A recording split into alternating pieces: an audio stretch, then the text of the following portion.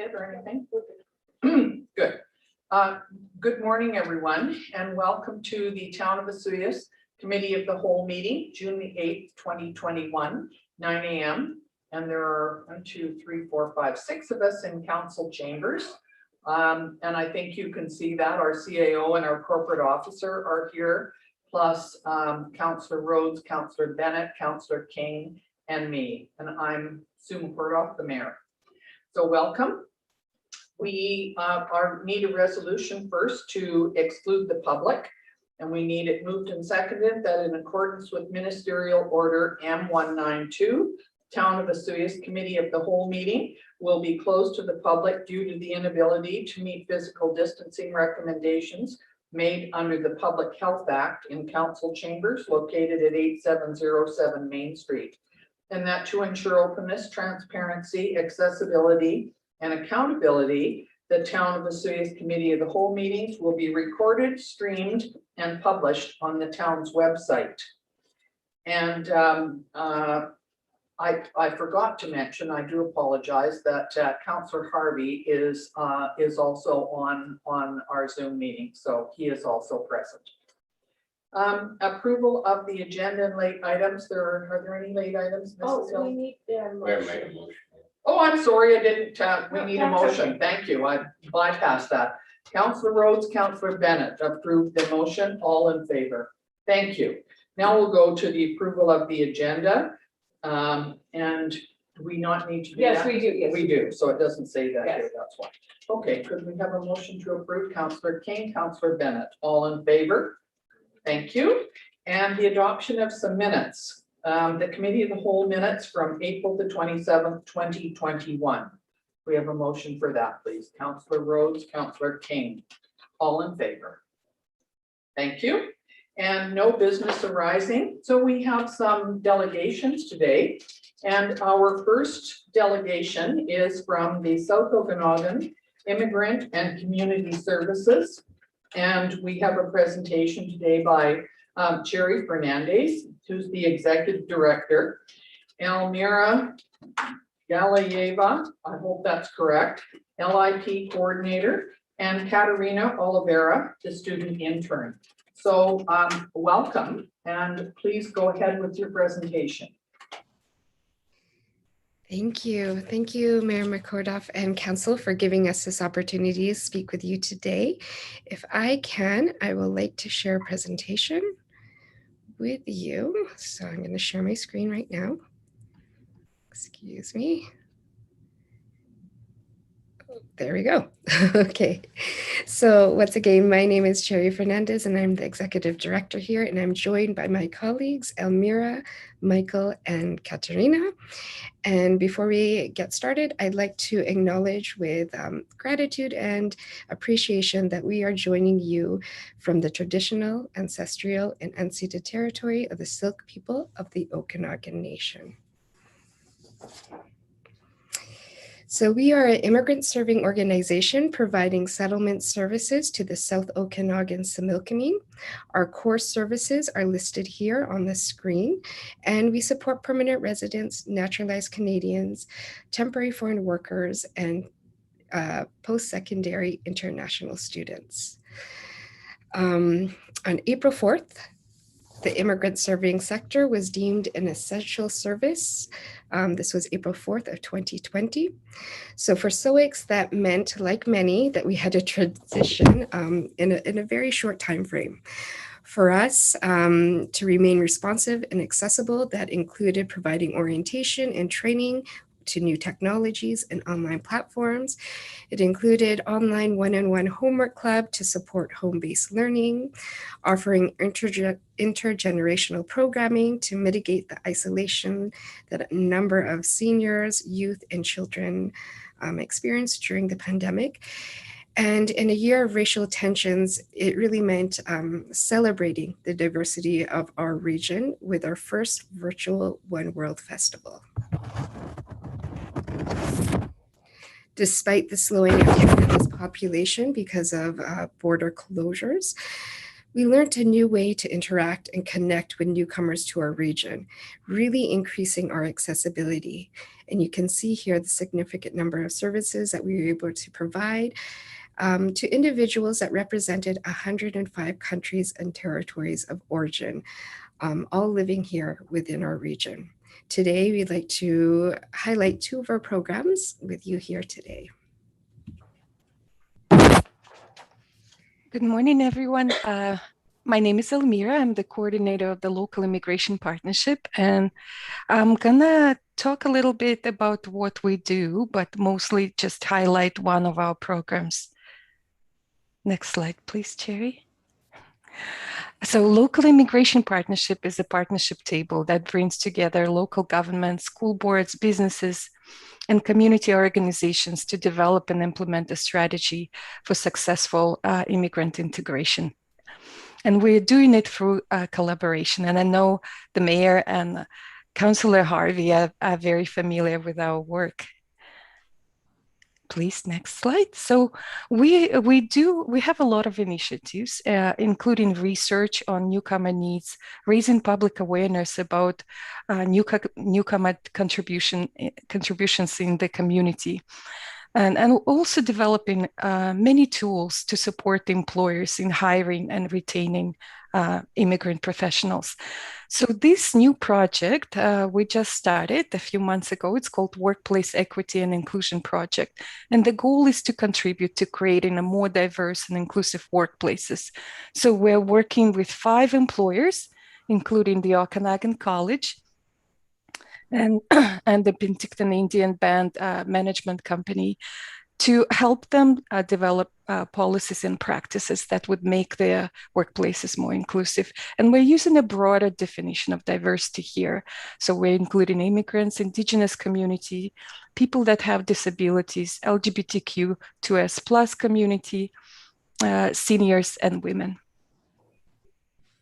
And we hope as a result of our project implementation will increase diversity and inclusion and improve business outcomes for employers, as well as improve labor outcomes for the whole region, because we're planning to expand. Thank you very much.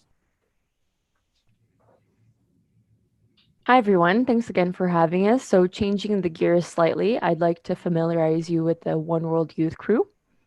So we are a youth navigated program that is facilitated by SOICS with the focus to create more welcoming and inclusive communities. Just on this next slide here, we really have the liberty to choose our own projects and implement what to showcase. So generally every 6 months or so, the group aims to complete a project that will benefit the community. So how does it benefit the community? Aside youth gaining valuable volunteer hours, the chance to enhance the resume, gaining skills by participating in workshops, there's also the opportunity to contribute and be active members in our communities and the greater region. So activities such as art-based and media projects, along with multicultural learning, the One World Youth Crew adds to our communities by being more inclusive. So an example of this initiative that I'd like to share is a project that rooted from noticing an increase in graffiti, primarily related to race. The youth crew began to explore ways to reduce vandalism and property damage, and this idea was named Project Vandal. So over the course of a few months, we explored ways about the removal of unwanted vandalism, and this led to the idea of an online reporting tool, which then led to a virtual collaboration throughout COVID-19 as we, are still meeting online, and developed the concept for an explainer video that turned the script into an animated feature. Now, we know that each community has a strategy in place around graffiti, but we'd like to know, as a youth crew, how we can support or add to your efforts. For example, once we get the data from the reporting tool, is there a way that we can share it? Example, to show if perhaps primarily related to race, gender, age. So either through the collection or the reporting tool itself, we'd like to know how we can further support our community.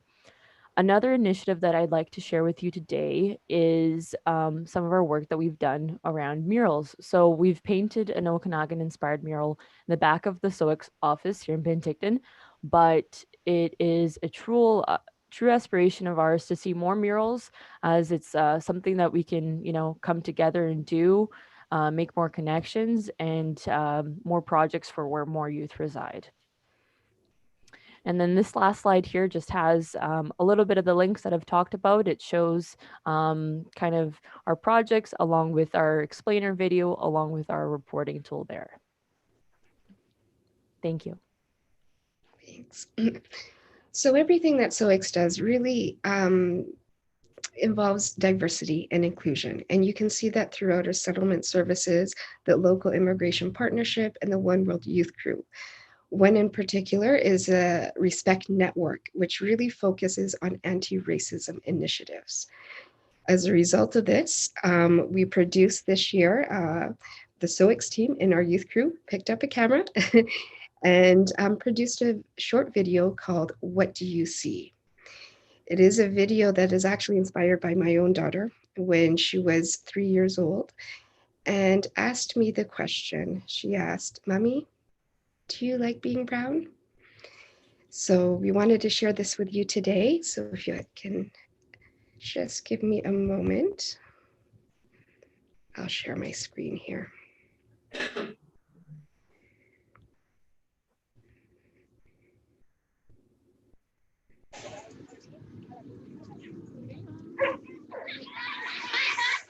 Cherry, we're still seeing your presentation.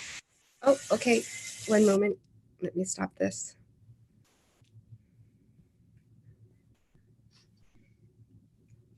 How's that? It's working now. Thank you. Okay.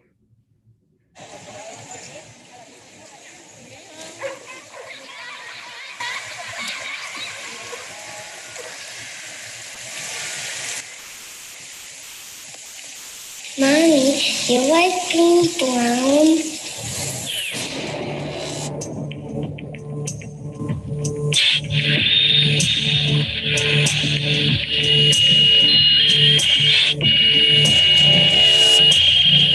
Especially being new in this country, that this is stepping on toes. Why don't We have a barber shop in Alford. Why would you bother coming here? I live in Vegas. So what? So what? So what? So what? The ER nurse is referring to disturbing allegations involving medical staff in emergency rooms playing racially motivated games. Person in a fight with someone? Why don't you go back to the rest?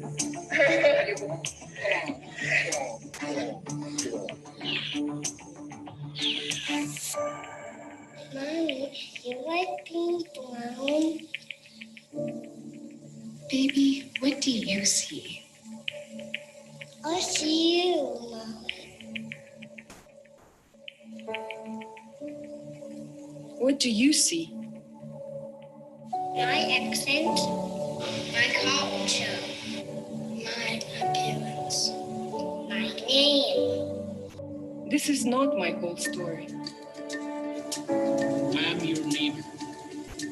I build your home and workplaces. I ensure your space are clean and safe. I grow your food. I bring your food to you. I am an employer. I am business owner. I create jobs. I help you manage your future. I celebrate art. I give back to the community. I care for you. I am a lifesaver. I am on the front line for you. I provide guidance. I listen and offer comfort. I am a teacher. I empower the next generation. I create innovation. Facebook possibilities.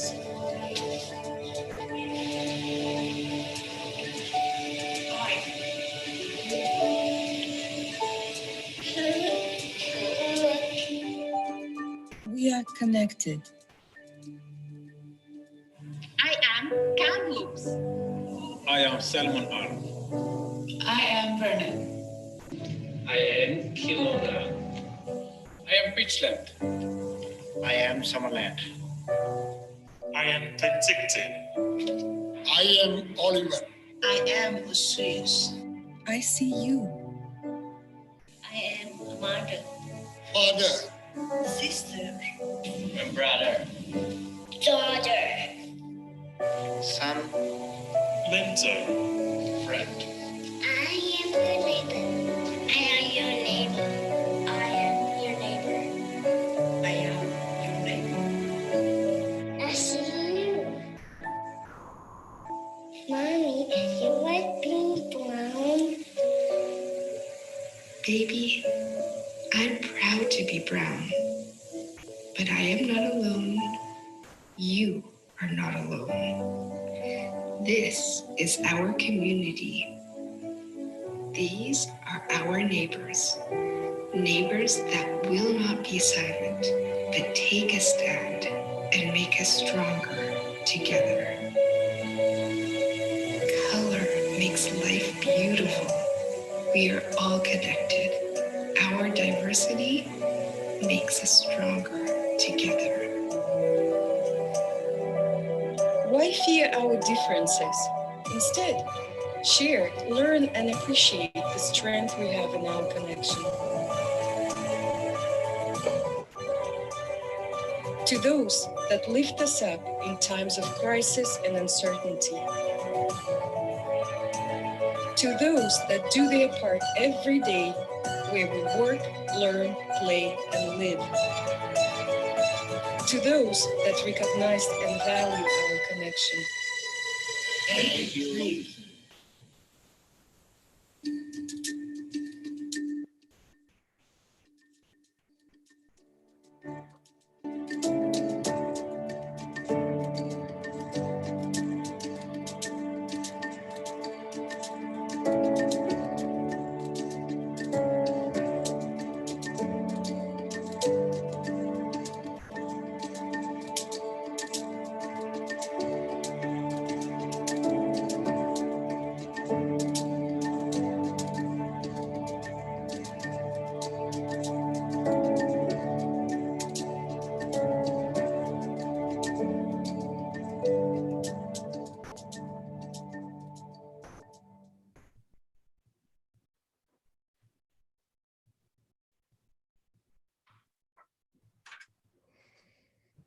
So this video, we're hoping it will be a launching pad where we can do more to support our communities and really create more welcoming, inclusive communities. And part of that is one of the initiatives that Katerina had already spoken about with Project Vandal. So we hope that this will be a useful tool for our community, and we hope to do more. Thank you. Well, thank you very much. That's a very powerful video. And I thank you. You sent it to me, Almar did, about a month ago. And I was extremely impressed. I think that you have captured what the essence of your whole work is in that video. So thank you so much. I'm going to open it up and see if anybody has any questions of you. Go ahead, Councillor Bennett. That's Sherry, just a comment. I had the opportunity to tour your new building on Ellis Street. And I thought what was really neat is your training lab, that you have a built-in daycare right at the center. So young parents can come any time of the day, drop their kids off, and they're right next door. They can go do their computer training, language training, and their children are right with them. They're not in a daycare where they have to take them somewhere else and drop them off. I thought that was a big feature of your new building. So congratulations. Thank you so much. Yeah, and we did have to shift quite a bit actually because of the pandemic. A lot of it moved online, but there are some things that we still try to do to help support children and families, and they're usually in smaller groups and in the community, outdoors as much as possible. Good. Anyone else have a question or concern? I just want to say that your two new committees that you have, the workplace equity and the youth one, those seem to be really powerful as well.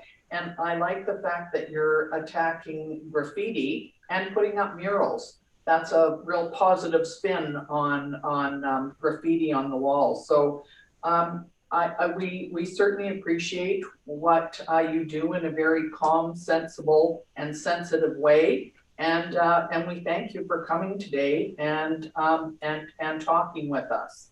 I wish that I have been to several of the meetings over the last couple of years, but I just don't have time to go to all of them, but I certainly do read your minutes, and I certainly appreciate what you do. So thank you very much for attending today. Thank you. Thank you. Thank you. Thank you very much. So our next presentation is from Trails of the Okanagan Society. And Councillor Bennett, would you like to introduce the people that are going to speak, because you're on this committee, I think.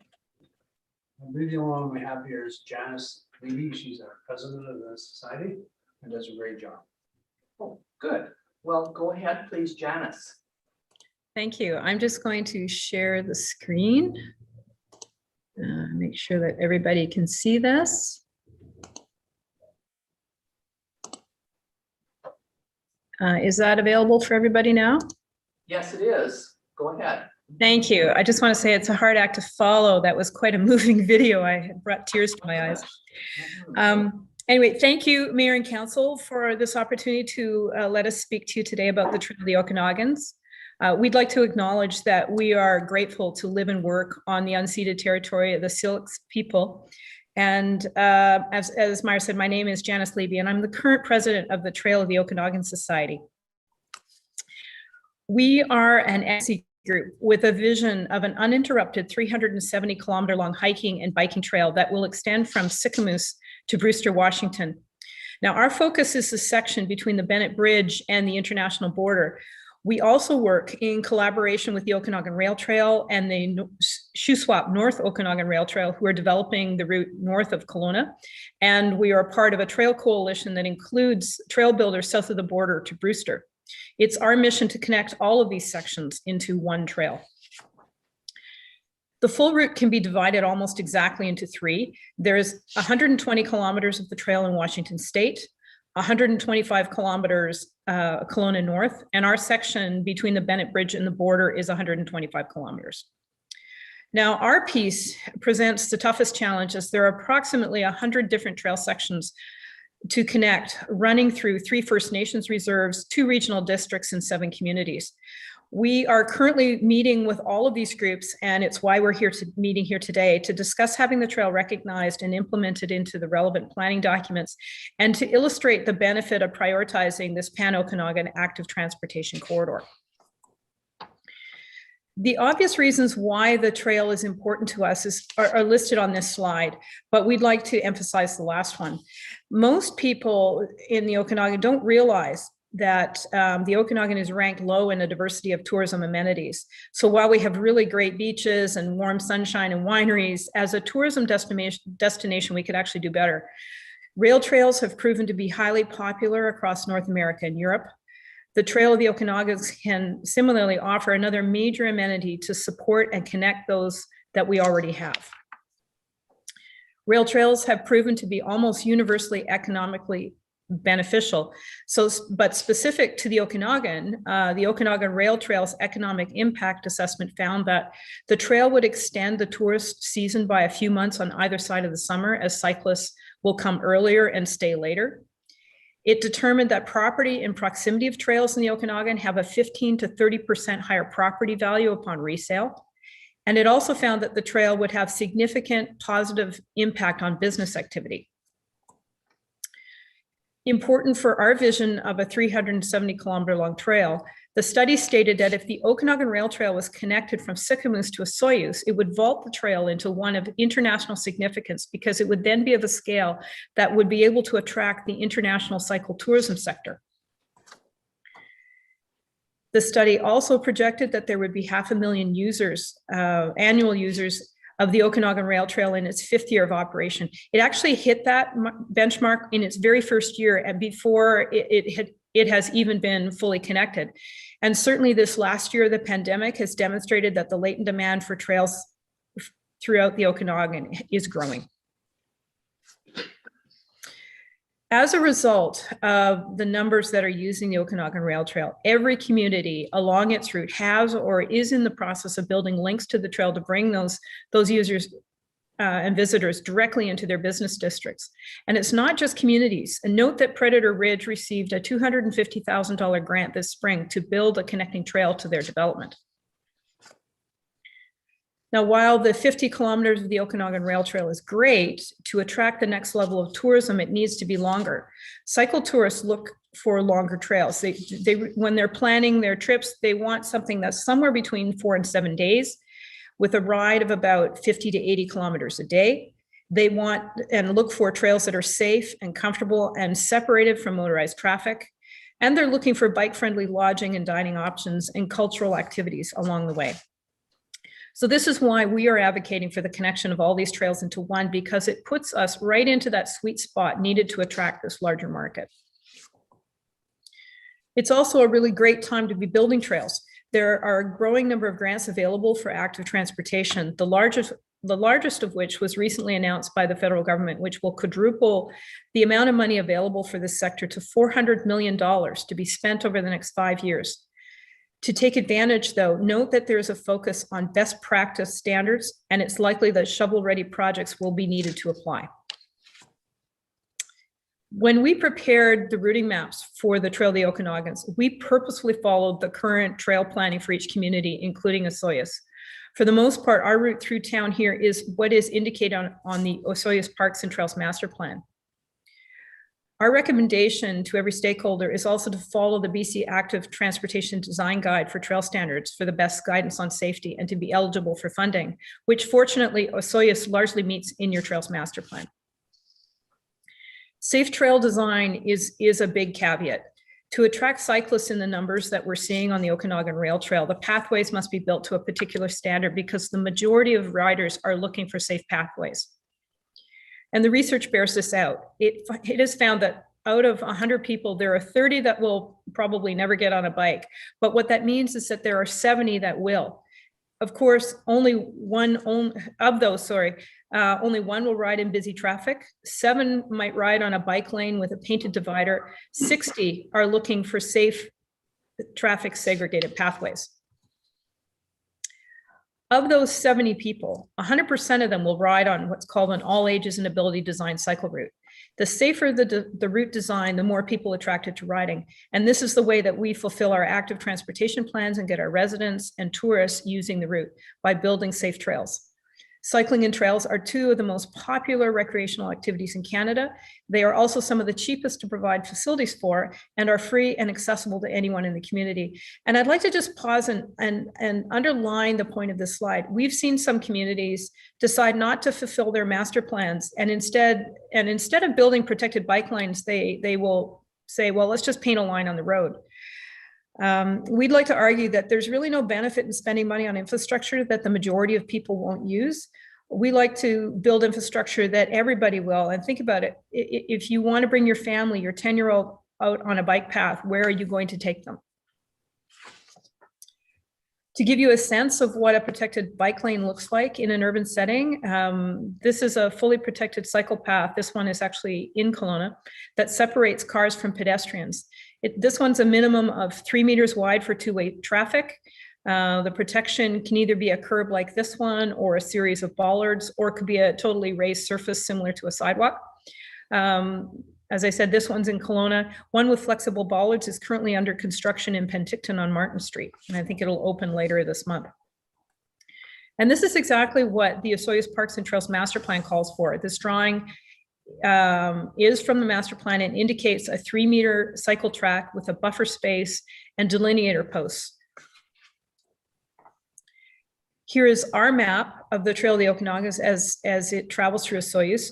The dashed orange line is the route, and it follows starting from the north on 87th Street, transitions over on 74th, and then down onto 89th Street to Oleander and Lobelia. The blue dashed lines are some of the routes, not all of them, but some of the routes indicated on the Parks and Trails Master Plan that would connect into the trail, creating a larger network. The route chosen follows the Osoyoos Parks and Trails Master Plan for the most part. This image is from the master plan with our recommended route overlaid with the thick orange line.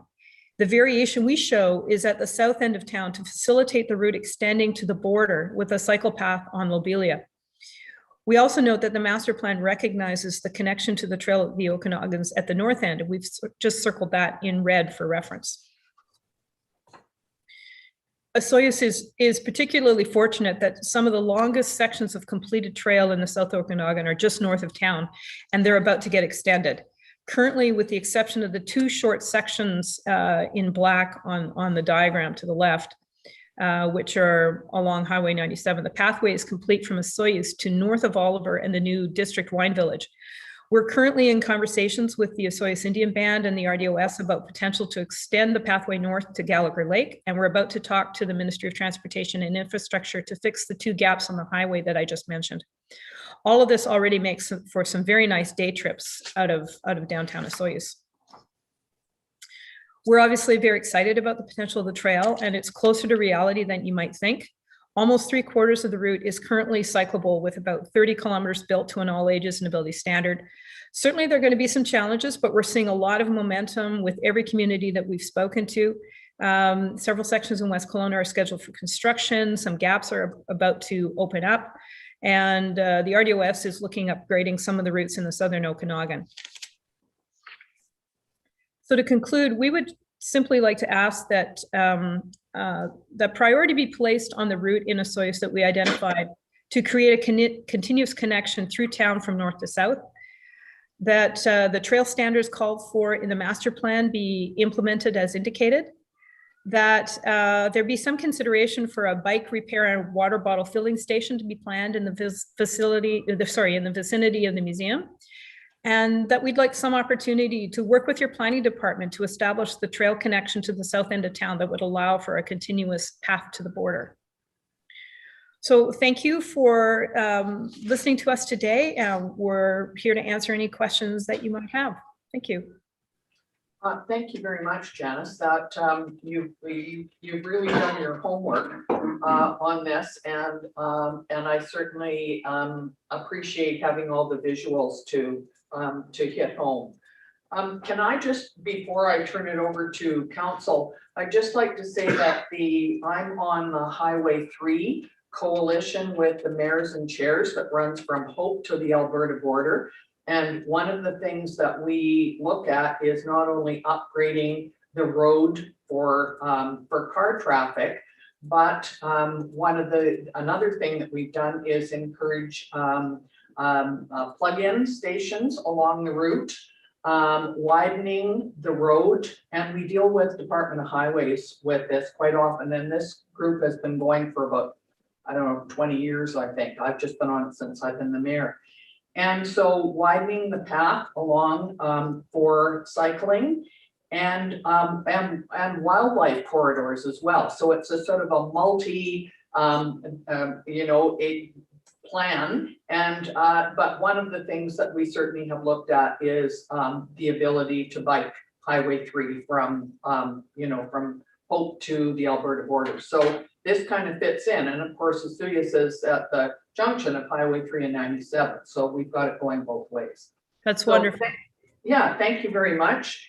And I'm just going to see if anybody from council has a question or concern.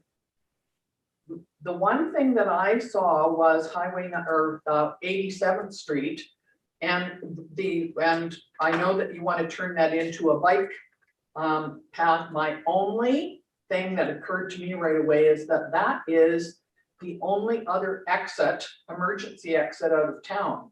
At one point, I wanted to use that street to do the parades for the Festival Society, and they would not allow us to do that because if there's a problem on the highway, it's the only other way that fire trucks, police, and ambulance can get out of town. That might have to be taken into consideration if we were looking at that for a bike path. But you know what?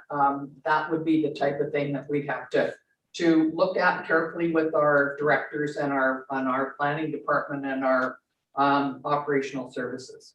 So thank you. Anybody have any questions? No? Thank you. Well, we look forward to certainly having Councillor Bennett on the committee to keep us up to date and to provide you with the information and the perspective from Osoyoos. So thank you very much, Janice, for your work on this. Thank you. I think Councillor Harvey had his hand up.